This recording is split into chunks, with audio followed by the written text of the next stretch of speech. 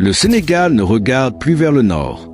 Il regarde vers ses frères. Quand Sonko débarque, il sait que les chiffres ne disent pas tout.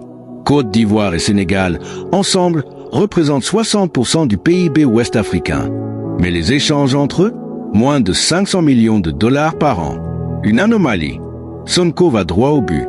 Il rencontre Alassane Ouattara, mais aussi Robert Begle-Mambé, le Premier ministre.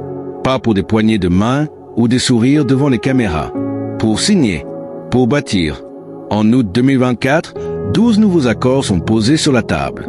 Économie, agriculture, justice, jeunesse. Ce n'est pas un catalogue, c'est une architecture. Et pour éviter que tout reste lettre morte, une commission de suivi est activée. Transparence, engagement, résultat. Mais Sonko voit encore plus loin. Il parle d'un axe économique. Le gaz du Sénégal, l'expertise énergétique ivoirienne, une symbiose, une stratégie, pas une compétition. Et dans les détails, un geste fort. Ziguinchor et Bouaké sont désormais jumelés. Deux villes, deux peuples, deux mémoires liées. Car Sonko n'oublie jamais d'où il vient. Et surtout, où il veut aller.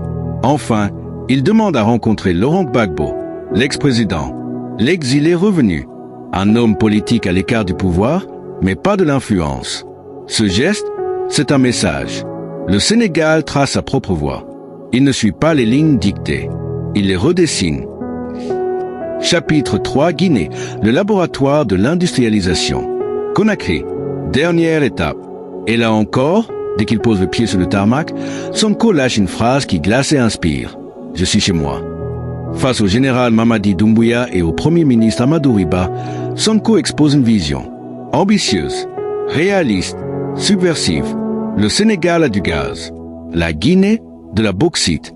Et s'il décidait de transformer sur place, de briser le cercle infernal de l'exportation brute, de créer de la valeur ici, en Afrique, l'idée est simple, révolutionnaire.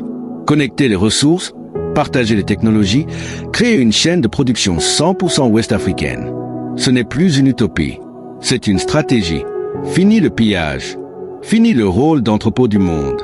L'Afrique veut produire, transformer, exporter ses propres produits selon ses propres conditions. La Guinée ne peut avancer sans le Sénégal et vice-versa. Martel Sonko. Ce n'est pas de la diplomatie, c'est un serment. Épilogue, l'aube d'une union nouvelle.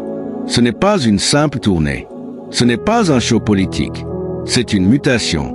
Ce que Sonko incarne, ce que Traoré symbolise, ce que Gbagbo inspire, ce que Doumbouya accepte, c'est un basculement. L'Afrique de l'Ouest se réveille.